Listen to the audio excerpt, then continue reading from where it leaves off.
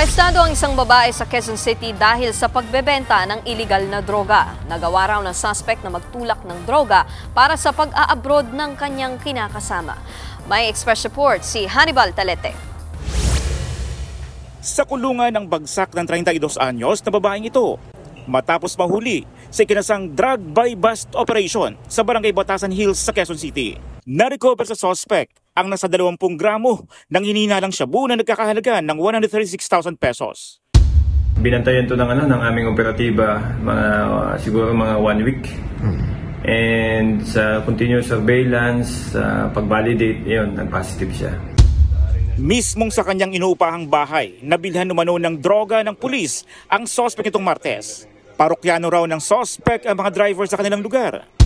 Ginagawa nila yung transaction through online. Minsan, pag nagkaigihan na dun sa, umayon na sa usapan, yun, pinipick up na lang, nag-aabutan nila sila dun sa eskinita o dun mismo sa bahay. Aminado naman ng suspect sa pagbebenta ng droga.